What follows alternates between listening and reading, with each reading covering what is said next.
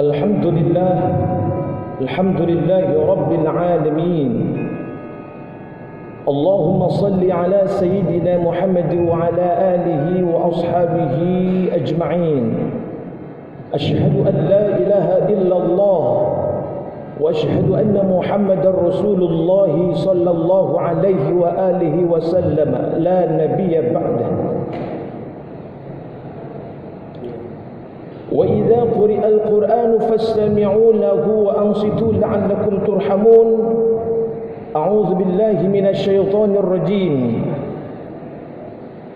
يا أيها الذين آمنوا اتقوا الله ولتنظر نفس ما قدمت لغد واتقوا الله إن الله خبير بما تعملون.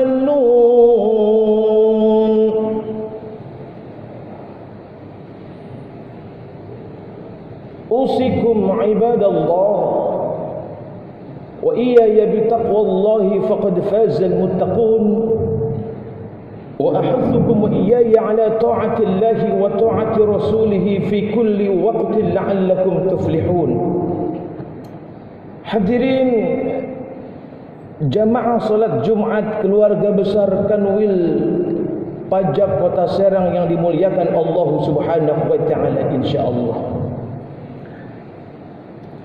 Segala puji hanya bagi Allah Subhanahu wa taala. Allah yang menjadikan malam dan siang sebagai ayatain, sebagai dua tanda, yakni dua tanda yang menunjukkan lengkapnya pengetahuan Allah dan sempurnanya kekuasaan Allah Subhanahu wa taala.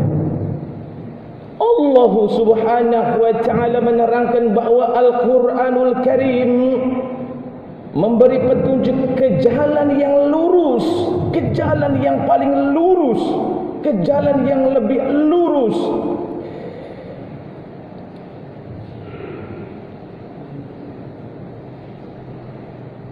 Lalu Allah Subhanahu wa taala menyebutkan tanda-tanda keesaan Allah Subhanahu wa taala. Apa itu?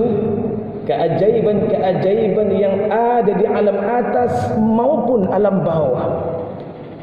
Al-Quran adalah nikmat agama, dan keberadaan malam dan siang itu adalah nikmat dunia. Manakala kedua-duanya tidak ada, maka demi Allah sudah dipastikan tidak ada yang namanya kesenangan makhluk dan tidak ada yang namanya mata pencaharian. Maka sebagai hamba Allah Subhanahu wa taala yang beriman dan berusaha bertakwa kepada Allah Subhanahu wa taala, sudah semestinya lah kita pandai-pandai di dalam mensyukuri nikmat Allah. Bagaimana cara kita mensyukuri nikmat Allah? Apakah dengan mengucapkan alhamdulillah lalu kemudian urusan menjadi selesai? Tidak. Apakah dengan mengucapkan kalimah alhamdulillah segala yang diperintahkan oleh Allah tapi tidak mengindahkan larangan Allah itu juga urusan menjadi beres? Oh tidak. Orang yang beriman lisan ucapan alhamdulillahi rabbil alamin, ungkapan rasa syukur kepada Allah, itu manifestasi daripada hati yang paling dalam, diucapkan di lisan, diamalkan dengan perbuatan. Artinya adalah apa? Berusaha semaksimal mungkin agar kita menjadi orang-orang yang bertakwa kepada Allah Subhanahu wa taala. Itu yang dimaksud dengan bersyukur kepada Allah Subhanahu wa taala. Kita diberikan sihat oleh Allah, diberikan segala anggota tubuh kita ini beraksi normal. Itu atas karunia daripada Allah, rahmat daripada Allah.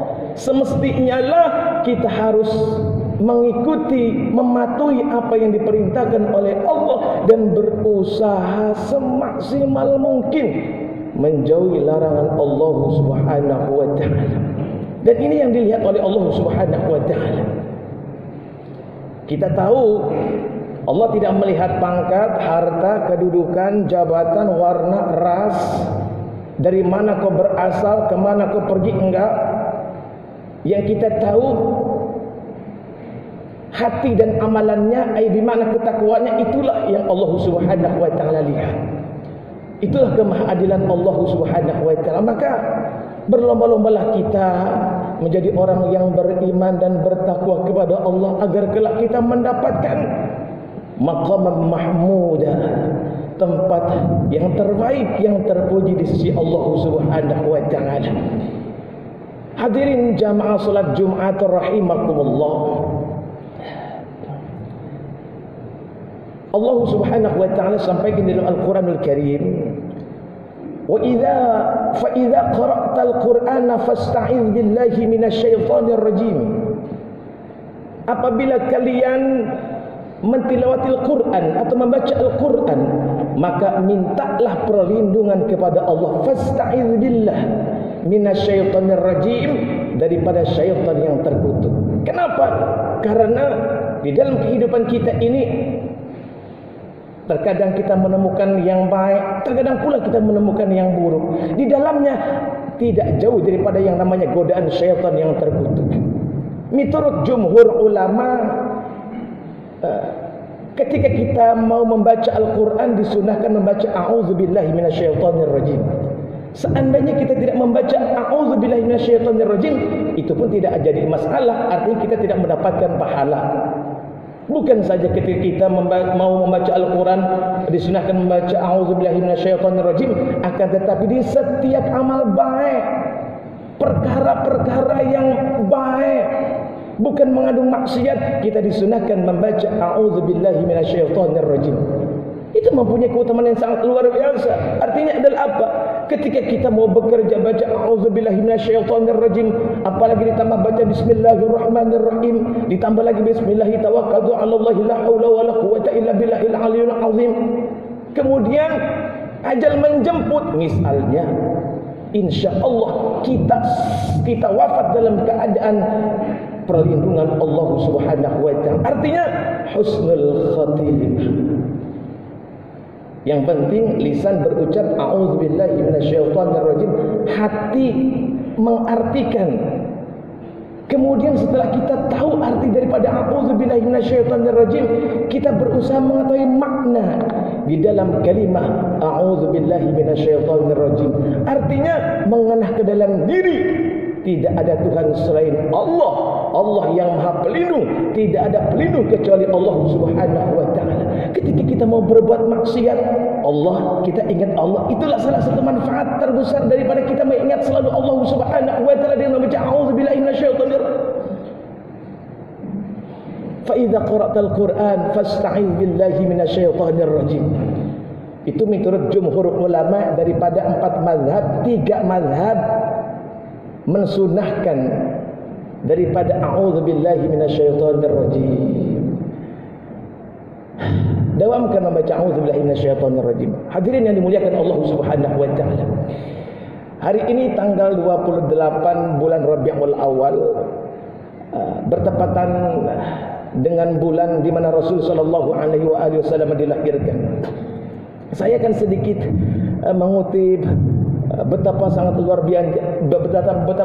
biasanya Rasul sallallahu alaihi wasallam dijadikan sebagai contoh suri tauladan yang baik untuk kita di dalam mengarungi kehidupan dunia untuk bahagia fid dini wa dunya wal akhirah. Rasul sallallahu alaihi wasallam pernah sampaikan bahwasanya orang yang paling baik atau manusia yang paling baik adalah orang yang paling baik akhlaknya. Dan di antara kalian yang paling baik, artinya di kalangan laki-laki pada saat itu adalah yang paling baik terhadap istrinya. Oleh karena itu sahabat fillah rahimakumullah, baik-baiklah terhadap istri. Jangan sampai kita memaksakan kehendak daripada istri. Dilarang di dalam agama, la ikraha fid din. Tidak ada paksaan di dalam agama. Agama bermakna global, menyeluruh, bukan saja kamu harus mengikuti agama Islam, tidak. Akan tetapi dalam hal aspek umum, sayang sholat nanti aja, biarin aja, nanti kita kasih tahu lagi nasihati lagi. Itu yang diperintahkan oleh Rasul sallallahu alaihi wasallam. Berpesan-pesanlah, artinya berwasiatlah. Tugas kita adalah watawassaw bil haqqi watawassaw bis sabr. Saling menasihati di dalam kebenaran dan kesabaran itu. Mudah-mudahan kita menjadi laki-laki atau suami yang dicintai oleh Rasul sallallahu alaihi wasallam, yang dijadikan sebagai laki-laki yang baik, suami yang baik terhadap istrinya. Insyaallah senantiasa saling menasihati di dalam kebaikan dan takwa kepada Allah Subhanahu wa taala. Agar apa? Nanti kalau kita dikumpulkan bersama keluarga kita, bersama baginda yang tercinta Rasulullah sallallahu alaihi wasallam. Mudah-mudahan apa yang disampaikan ada manfaat dan bisa meningkatkan keimanan kita kepada Allah Subhanahu wa taala. Barakallahu li wa lakum fil Qur'anil azim wa nafa'ani wa iyyakum bil ayati wa dzikril hakim wa taqabbal minni wa minkum tilawatahu innahu huwas samiul alim wa astaghfirullahal azim li wa lakum wa lisairil muslimin wal muslimati wal mu'minina wal mu'minati al ahya'i minhum wal amwat innahu huwal ghafurur rahim.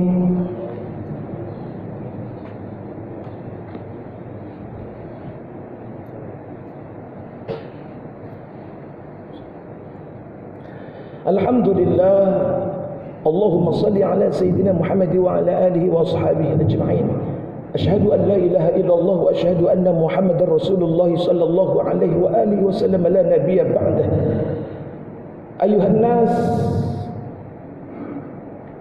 ittaqullaha haqqa taqwah wa raqibu muraqabatan man ya'lamu annahu yarah. Amin ya rabbal alamin. اللهم اغفر للمؤمنين والمؤمنات والمسلمين والمسلمات الأحياء منهم والأموات إنك سميع قريب مجيب الدعوات وقاضي الحاجات. اللهم آتنا في الدنيا حسنة وفي الآخرة حسنة وقنا عذاب النار.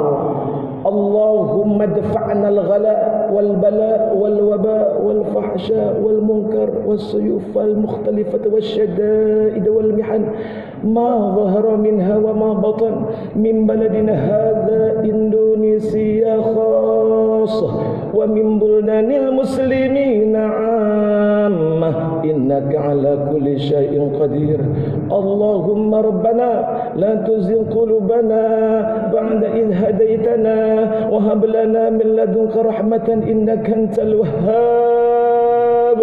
اللهم استجب دعاءنا واشف مرضانا وارحم أمواتنا برحمتك يا أرحم الراحمين. عباد الله، إن الله يأمر بالعدل والإحسان وإيتاء ذي القربى وينهى عن الفحشاء والمنكر والبغي يعظكم لعلكم تذكرون. فاذكروا الله العظيم يذكركم واشكروه على نعمه يزدكم واسألوه من فضله يعطكم ولذكر الله أكبر.